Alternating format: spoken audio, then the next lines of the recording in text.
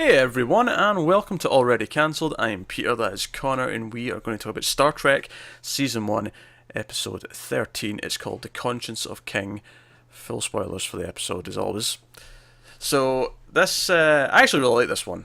Yeah, me too. Which I didn't think I would at the opening, because it starts with is it Macbeth? Macbeth, which I Coming on. really like because it actually telegraphs the ending really nicely. Oh, I'm sure it does. I'm sure if you're familiar with the Shakespeare stuff, there's sort of parallels that you can draw with what's going Yeah. on with the story. But this turns into sort of different than I was expecting.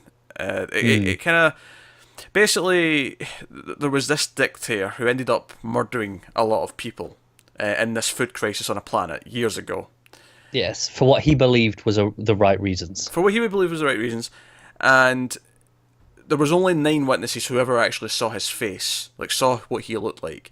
And one of them believes he's seen him. It believes that he's pretending to be an actor. His real name is Kodos, but he's going by the name Caridian. And he believes that this actor who's in this acting troupe who's going around the galaxy putting on performances of Shakespeare for people, he believes he is this person, and he calls in Kirk under false pretenses to tell him about this and be like, hey, but then he turns up dead. And that gives some credence, and then they find out, oh wait a minute, all the other witnesses all turned up dead, other than Kirk and one other person who just happens to conveniently be on the ship. Yeah, Yeah. yeah, Uh, but so that gives some credence. Oh, this acting troupe keeps going where these people end up dying. Like, we find this out throughout the episode. These yeah, details. and things like his history of Caridian started to the day when Kodos was supposedly killed. Yeah, but I think the general plot and like Kirk sort of orchestrates it so that all the actors end up on his ship. He asks like the ship that's supposed to pick them up. He calls him and he's like, "Do me a favor, old buddy, old pal. Don't pick them up. Make an excuse and don't pick them up, so they have to come to me and keep it off the books." But so he's trying to figure things out. There's a lot of intrigue. There's a lot of like, is he this dictator? Is he this mass murderer kind of thing? But for me, it all comes down to some really fun sequences or scenes. There's a few key ones that just really stick out for me as being really good. The first one, and this is purely for sort of fun character stuff, is when Kirk's orchestrated this so they have to come to him, and he's met the daughter of Caridian, who he's sort of besmirched with, and she's this attractive blonde, and they have this moment where they almost kiss when they find the dead body, and Classic Kirk's type, uh, basically. she comes up to the ship. She asks to get beamed up, and Kirk's like, "Oh, I knew she was coming." And Spock's like, "How did you know she was coming, Captain?" And but she comes in and she's like, "Oh, well, our ship's not here." And she explains the situation. She's like, "Could we please get a lift to our planet?" And Kirk slyly sort of smells like, "Oh, I don't know if I could." He's being coy. He's got Yeah, that smirk in his face.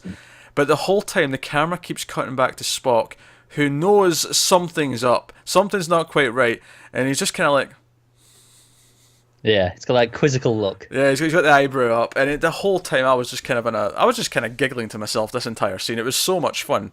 And that was great, but it was much better for me in the following scene where Spock goes and sees McCoy. Oh yeah, that was great too. Yeah, Yeah. because McCoy's like, oh, did you ever think he just likes the girl? It's not a logical thing. He's like, I thought of it, I considered it, I dismissed it. As if McCoy's like, yeah, you would dismiss it. But no, all that stuff's really fun, and them playing off each other. Obviously, Spock goes and asks the computer a bunch of questions and actually figures out what's going on himself. And even when he confronts Kirk with it, and it's after actually I think it's Kyle, the sort of the officer who he sends to engineering. There's an attempt made in his life by whoever's doing this, and it's when McCoy's like, all right, it looks like it's probably it could have been an accident, but it was probably poison. Yeah. It's probably poison. And Spock's right, we're taking this to the captain, and he confronts him with it. And Kirk gets a little agitated, and he's like, no, he kind of shoots him down. And Spock's like, no, this is my job. And even McCoy agrees, this is his job. It's his job to make sure you are at the best of your ability, that you're on top of your game, that kind of thing. And it kind of, like, even that builds up this character, because when he actually flat out says, no, it's my job to make sure you are also doing your job, that Kirk kind of like rescinds and goes, you know what? Yeah, this is the first time I've ever made a decision like this that's put my own Yeah. leadership in jeopardy.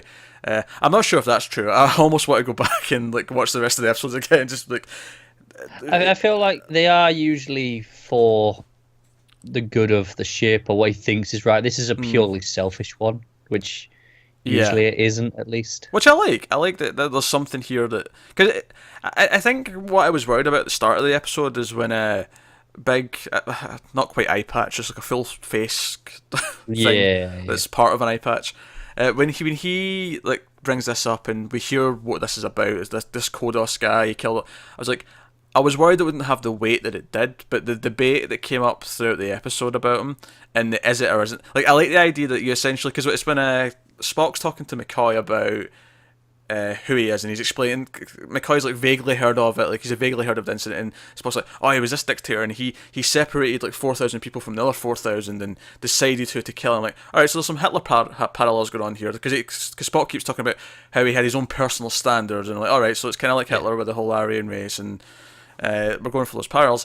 And I actually, even before we got to the maybe he did it for what he believed to be the right reasons, before we even get to that debate, I kind of like just this idea that what if Hitler didn't actually die? What if that was a ruse, and what if he was still around, and like someone thought he's seen just.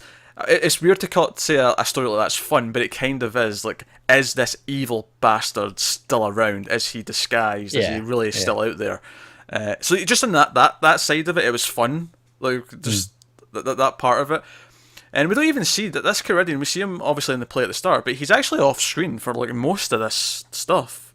Yeah, he really is. He's just kind of off doing his thing in his quarters. It's more like he's an idea rather than he's a person. It's not until Kirk goes to confront him and asks him questions, and the debate comes up where Karidian starts like playing devil's advocate, I'll say, for Kodos, even though he's really defending himself, but it's played in a really good way where it can take it as both. But that's when the debate comes up where it's like, well, he believed the food wasn't going to get there in time. People are going to starve. It is only because the supply ships arrived early. Yeah, I did specify that, and I think the one thing he says is, if they hadn't arrived early, maybe Kodos would have been viewed as a hero for saving 4,000 people. Yeah, maybe. I think it.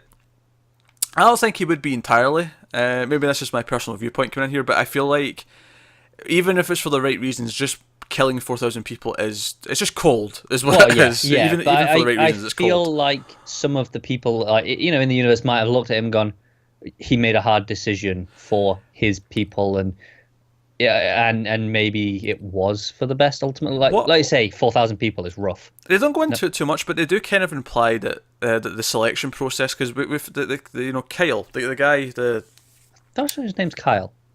Riley. It's Riley. That's my bad. That sounds more like it. I kept calling him Kyle. Apologies. But Riley, he like, they kind of imply that he was a kid, and he should be because he's much younger than Kirk and everyone else. But they imply that he was a kid and his parents were killed, his family were killed in this, and that maybe implies that he was picking the kids to like save over the adults, which makes it a bit more veered towards there's noble. things like that where we hear that there was a selection process, but we don't really know what it was. We don't know if it was a perfect race style selection process, or if it was being very pragmatic with, let's keep the children alive. That's it. As much as there is a debate, I don't think it's a debate where it's not really shades of grey. It's just a case of how it's not like I think no matter what, everyone else is on the right side. It's just a case of did he make a tough choice that was more of a shade of grey, or was it an outright evil act? That's the debate. It's not. Yeah, it's not like he should have or shouldn't have done it. It's more how evil is he for doing it. Yeah, because like you said, if let's say the ships hadn't arrived early, and everyone would have died, all 8,000. From his perspective, he's going, I can save 4,000 people, or I can, with the knowledge he has, there is a logical argument. Maybe I think that Spock could quite respect actually, that the man would be like, maybe I can do something. Yeah. And I think, I like that debate. I like when they bring that up, and that's because that scene lasts quite a while. It's them in the room kind of debating it before his daughter comes in at the end to sort of interrupt. And I will say, like, if I'm going to fault the episode, is that I think the daughter stuff goes on too long with the romantic stuff near the start.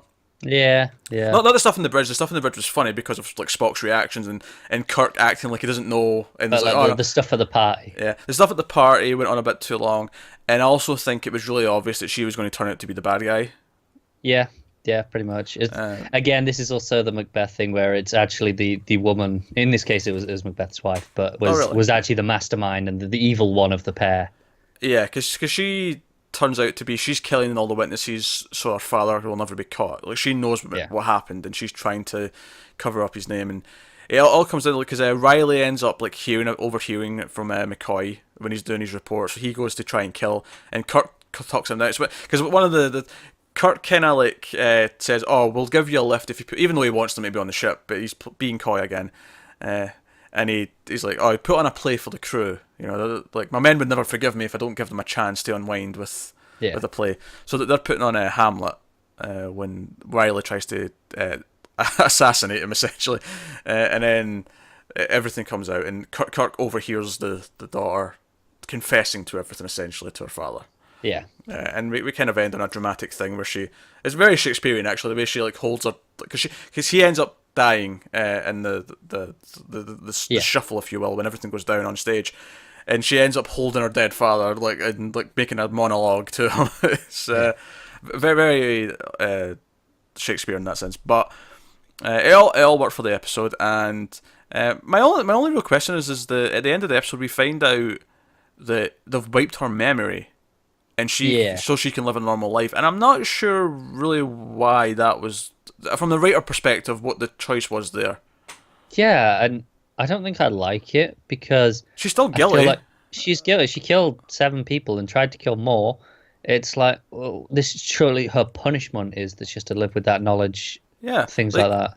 She's actually more evil than her father. I mean, it's debatable again how evil her father is and the decision he made, but she is knowingly killing people off for selfish reasons. Yes, so like I say, maybe Kodos, it was like an excuse to be evil. Possibly, yeah. We can't say. We can't say. You have to go by the fact that he did go then another 20 years, seemingly living a peaceful life, from everything we see after that. Yeah. And to be fair, he does seem like he's living with his demons. Like when he talks about it to her, when she brings it up, he's like, "I don't want any more blood in my hands." Like he seems to, regardless of how he made the decision, he seems to be living with regret about it. Yeah, he seems to have come at the very least, like you say, regret, and he's living a normal life as much as he can. Which was a flip for me in the episode when it got to that point, and it made him at least partially sympathetic, because with all the Spock stuff about, picking who lives and dies, I was getting a lot of Hitler parallels at that point. Yeah, but then it changes. It changes, yeah. Like, maybe not. So interesting. I guess maybe it's a play on vilifying people in the media and that kind of thing, and yeah. Like everyone just decides to hate someone for the one thing. I mean, obviously this is an extreme example where he has killed 4,000 people, which... Yeah, that's the difference here. There was a verifiable fact that he did make that call. It's just on what grounds, and was it for right reasons, so or at least in his mind, or was it just an excuse to do something evil? And I think I like that it doesn't give us a solid answer either way. Because even if he did do it as a solid excuse for evil and then regretted it, it still works. Yeah, Joe, I like that it starts off very black and white. This guy's evil, he killed all these people, we need to find if it's him. And it turns more grey, but it doesn't do the thing where, it turns out, no, he did it for the right reasons, he's not actually a bad guy. It never gets to that point. It gets to this weird, murky grey... Yeah, where it introduces the idea of maybe that was it, but it never tells you it was. It never gets to that point, like you say, where, we can have that debate for sure. It's just a possibility. Which makes it feel grey, which makes it feel more real and more like life. It makes it more poignant, I think. Definitely. But I ended up enjoying this episode a lot. I read the title and I seen like the opening minute of like a Shakespeare play. And I'm like, oh god, I'm going to hate this episode. And then it just did lots of great things throughout. I had fun character beats. McCoy, Spock were all great throughout. Kirk was great throughout. And the actual sort of did he not do it? Is it him? Is it not him? And then did he do it for all that debate and stuff? All that back and forth was great. So I really enjoyed this. So, one little sort of footnote on this. It might not be the last time we see her, because obviously the production order was different. But this was the last in terms of production schedule. The last one with Janice Yeoman Janice. Yeah, right. She was fired just before they shot this episode. I read that. I was looking something up after I watched it, and it was She apparently shows up again in the motion picture, which I don't remember from memory, but I'll look forward to. Did it say why she was fired? Was it something to do with her, or was it just the character being written out? At least this was from her her opinion from her book, I think, is Right. where the excerpt came from. But it was, or she was interviewed. It was basically they decided they wanted Kirk to have like different love interests like constantly. So having like the one that because he has kind of been tied to her, like there's maybe a will they won't they thing that's Yeah. been kind of hinting at, and they decided they didn't want that. It was bad for his character, which is kind of weird because these days I feel like that's the thing TV shows do is they want the Yeah, will yeah, they won't they. but obviously Kirk, we do think of him as a womanizer. That's Yeah. kind of the reputation that he has. Yeah, oh yeah, certainly post, but maybe early in season one it might not have went that way. They may have Exactly, went a and I think different that route. is interesting that back then They made, especially in the '60s, that the idea of going for the womanizer instead of the love interest yeah, was the choice they made. That's quite especially interesting. especially on a show which is typically ahead of its time. It is typically having positive messages, but no. Well, I mean that's I mean I think a little unfair to say that that's not a positive message on his part. I don't think he doesn't treat the women badly. Okay, sure. I think it's but unfair to say that it's not a positive message that he's not a family man. I don't know. I think okay. All right, that's not really what I meant though. I think it's because it makes me think more of something like James Bond, which, quite frankly, those early movies and especially the books, from what I've heard, the only word to describe it is rapey. Rapey is the word that you would use to describe James Bond. Yeah, okay. That's Right. I'm not arguing. And with I'm not that. saying Kirk's like that, but that's what it kind of makes me think of is this attitude from the '60s where you want your man to just be, your leading man to be having sex with as many women as possible. It feels like this weird male fantasy thing Yeah, that I feels mean, a little bit dated to me. And that's fair, but anyway, the again, point, it's only the one man is all I'm Yeah. going to say. I wasn't trying to criticize it for that anyway. I was just, Yeah. but apparently she was pretty pissed at the time. She sort of been written out of the show. And it was basically a case of, oh well, we don't want her for the love interest anymore. Uhura's because they wanted to have a black female, they wanted to have that pushing the boundaries. So the blonde gets written out was kind of the Yeah, thing. it's kind of like, to be fair, what role does she serve other than having played off Kirk at this point in the show? I mean, obviously this is another problem in and of itself, but she was a decent damsel in distress a couple of times as well. So it's like, Okay, yeah. I'm not saying we should have that, but like there was a purpose. Yeah, but I can see where the writers are coming from in the sense that, well, if we haven't got the role for her, Interestingly, there was a quote where she said, "Oh, there was two blondes, and the other blonde was married to an executive or something." And I was like, "Wait, who's the other blonde?" yeah, I have no idea who she's talking about. I don't know either. At least so far. Maybe we'll see someone showing up soon, and it'll make Maybe, that maybe. comment will make more sense. But I'm not sure who she's talking about. I do think, like, I can understand her being annoyed. Obviously, you get Obviously, fired, yeah, because she thought this was her big break. She's going to be in this big show, and she gets written out because they just decide, we don't want to have a constant love interest. That's kind of TV, though, isn't it? that the writers can just write someone out for any It is. reason. It is. It's the one. I always say this. Acting is the one job where you can happily be discriminated against because you can put on a casting call. They must be this color. They must be this gender. They must be this age. Like Yeah. you can't do that with any other job. That's discrimination if you say that for anything Yeah, else. but for a specific role, that can be Yeah. important. So it's like, Yeah. oh, we need this. And you can, and the writer can just decide, yeah, we're going to kill them off. No more job for them. And there's your notice. Exactly. Bye. Is it even firing at that point? It's weird. I think it's just because obviously acting, it's more of a rolling contract. And It is. It is. I mean, obviously it isn't all because obviously you get regular contracts. You get a season regular. You're guaranteed to be there for the season, that kind of thing. But it's but it is definitely different to other jobs in that sense. But it is a bit of a shame because I think she's good. Like I've liked her when she's popped up. Yeah. I've had no So, problems with her. That's for sure. I think we even said in the first couple of episodes, it's weird that because we said, oh, we don't remember her being around for too long, but yet she's a big part of these early episodes for a few of them. Yeah. So it's a shame in that sense because she was likable, but Yeah, she was definitely likable. there you go. Got to make room for Chekhov in season 2, I suppose. Yeah. What I think is funny, it's funny seeing that like on the bridge, the people actually controlling the ship. It's like it's been Sulu sometimes, but it's not always been Sulu so far. Whereas in my head, thinking about Star Trek, it's always Sulu and Chekhov. It's always it's always them, isn't it? So it's just funny how they're finding who they're going to have there. And that's not to say, I mean, the guy who's in this episode, like I recognise, like we've seen his face be there before, but he's not a character that we know. Yeah, he couldn't say his name. No, not a clue. I mean, I could barely struggle with Riley. I was calling him Kyle earlier. Yeah. Although, funny enough, I'm pretty sure he was in an episode before now. His face seemed familiar. Yeah, I thought he seemed familiar as well. Maybe they had him but- around as a sort of minor extra, kind of, and they just... Yeah, beefed up. maybe. Oh, we can do this with him. Could be. But, no, there you go. Enjoyable episode. like the debate, Definitely. like the mystery, good character beats. It was a solid one. I really like this one, especially when the two-parter last time I thought was a bit drawn out. I Yeah. really appreciated this one. It felt really tight. Felt like I had It did, things to other say. than that little bit of bloating at the party. Yeah, This was really quite tight throughout. yeah, the party was the worst part. Him with her felt like it went on for ages. But other than that, good stuff. So let us know what you thought of this episode in the comments below. Like and subscribe and all that stuff. It helps us out a lot. Get us on Twitter at mailed_fuzz for channel updates. Individual Twitters are on the screen for general everyday ramblings. Thanks very much for watching, guys, and we will see you next time.